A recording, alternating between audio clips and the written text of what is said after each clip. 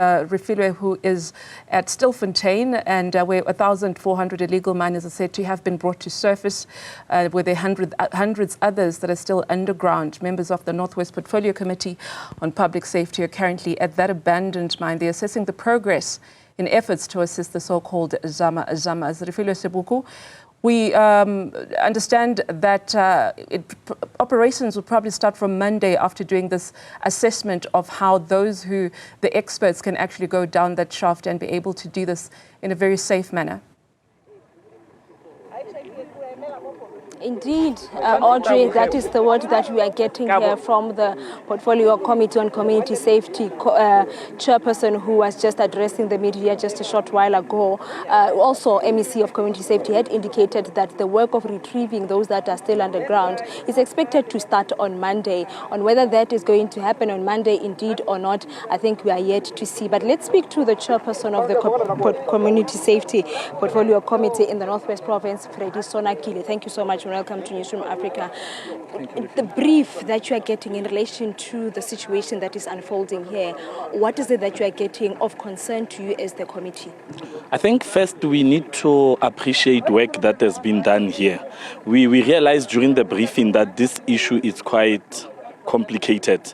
There's a number of elements. So if I have to pinpoint things that we are not happy with, one, we are not happy that all stakeholders did not attend to can brief the committee, because it will make us become more informed as to what is happening. We got a briefing only from SAPS, which limited our report making, because we have to do a feedback to Parliament to say this is what we found out.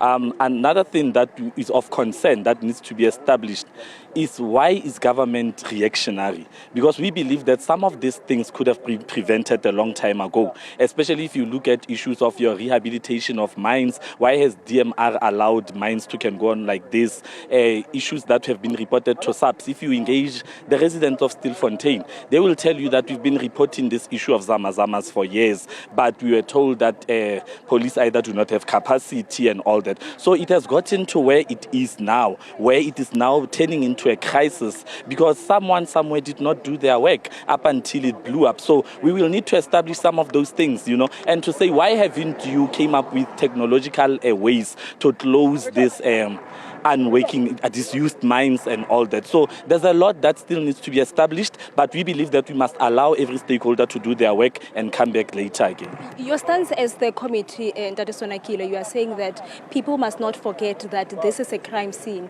People that are being rescued are criminals because they have engaged in an illegal activity. The putting on of resources here, do you think as the committee that, this process, it really needed to be done? And what is it that you would like to see happen in the end that you would say that it wasn't a waste of resources or even a waste of finances? Yeah, when an illegal activity is committed, you need to ensure that those who are committing the illegal activity gets to face the might of the law. So what the police are trying to do here is to retrieve those people so that those people can come and answer for what they did. It is unfortunate that millions are going to be lost in this process. However, as a committee, we believe it had to happen because at the end of the day, we can't just let those people there, not knowing what they are doing is illegal.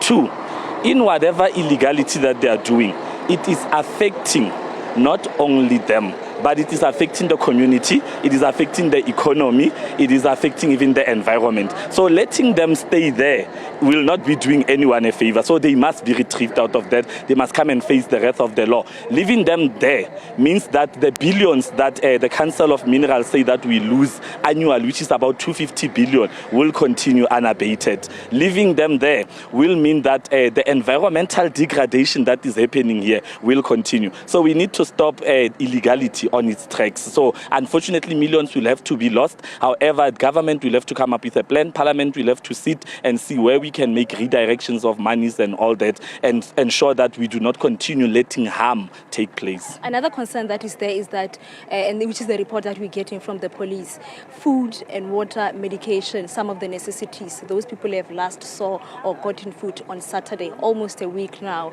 When we're looking at issues of, the court order to say everything possible needs to be done to save lives, what do you have to say in relation to that?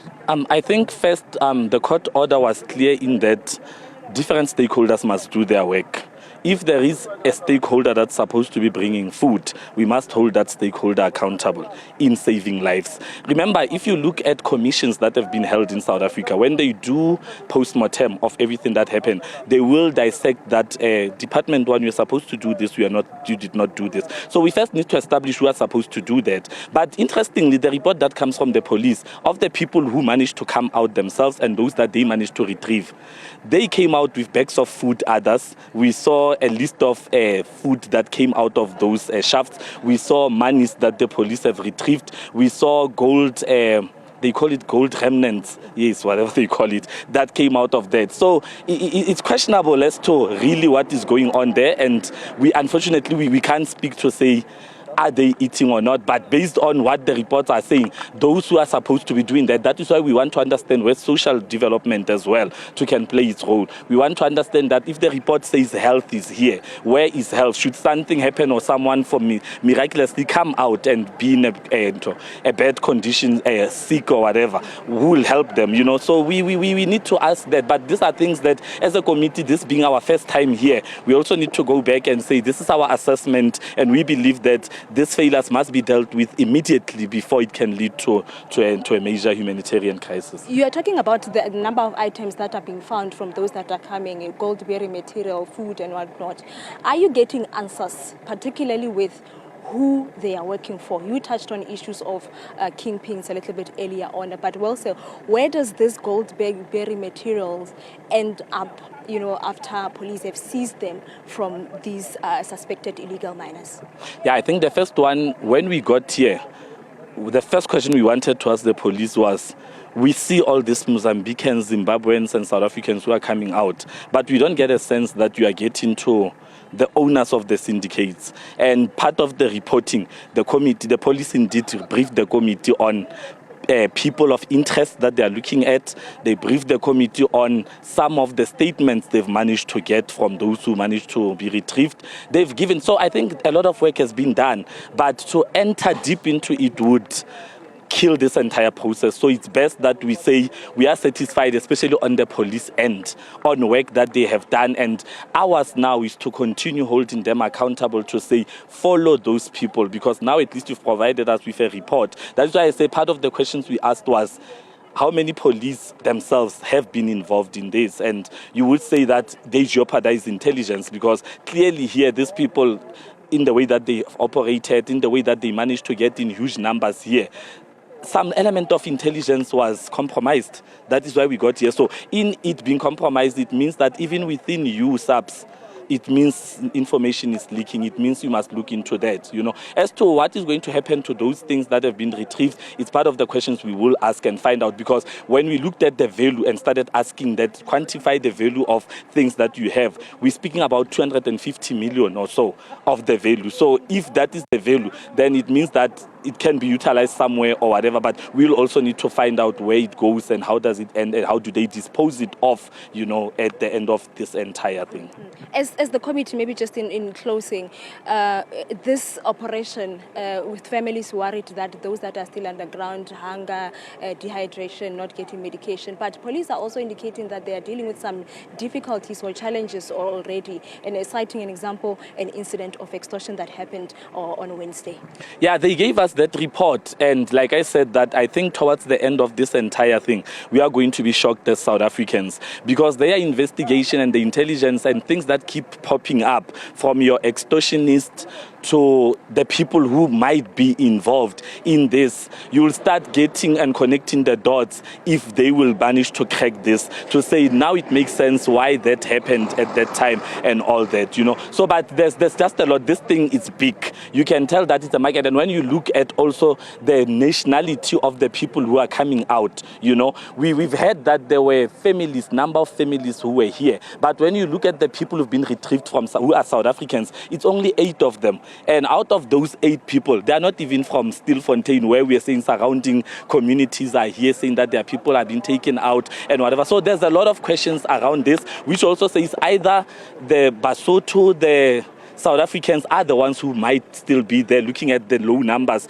of those people who have been linked to this illegal mining. But when people are coming out, they are not there. So I think with time, we will be able to get a clearer picture once we get all people out, once it becomes cleared, and once all these other issues of your human rights and everything are cleared. What we have also recommended is to say, do not enter into a space where you fight with the Human Rights Commission. Instead, have a session with Human Rights Commission where you sit in one room yourselves and start engaging with them to say, our mandate is to maintain law and order. Your mandate is to protect human rights. How do we correlate the two without stepping on each other? Because we want to assist those people to come out, but we also want those people to come and answer for all the damage, for whether environmental, economical, that they are causing to South Africa and to the pairs of South Africa. So we called for that as well, to say, instead of having human rights dragging you to court or you and them fighting in court, you need to speak. You are both apparatus of the state of South Africa. So at the end of the day, we need to talk to each other and say, how do we assist human rights? Which directives do you think you can give? Who is supposed to come and give food, so that we get that person to do their work, and then we work in harmoniously and achieve the end goal? Because we're going to end up having this spats where we take each other to court and everything, and then we miss the final goal. It might be that while we are still making these media interviews, police are still fighting in court and all that, those people have long left in another shaft, because we got to be defocused and miss the bigger picture, which is to get them out while they're still alive, while they're still in good health, and so that they can come and answer for their crimes. Thank you so much for your time. Freddie Sonakile, the Audrey, chairperson of the Committee of Community Safety in the Northwest Province, saying that a lot they have been able to discover in relation to the situation that is unfolding here, and also why that they need to ask questions to the police, to various stakeholders about, amongst others, holding kingpins, that the police, they need to focus on, because they believe that this is just a tip of an iceberg of the situation that is here. But also what needs to happen is to ensure that the process is being fast-tracked, so that those that are underground, they must come to the surface, healthy, but also need to come and account, because at the end of the day, the stance of the committee is to say that the incident or the activity that is happening here, Audrey, is an illegal activity. Refilwe Sibuku, keeping an eye for us on that story developing in Stilfontein, operations to retrieve those illegal miners that are still under that shaft, with members of the community safety saying it's also equally important to make sure that the sustenance of those miners is also prioritized. We'll leave it there for now.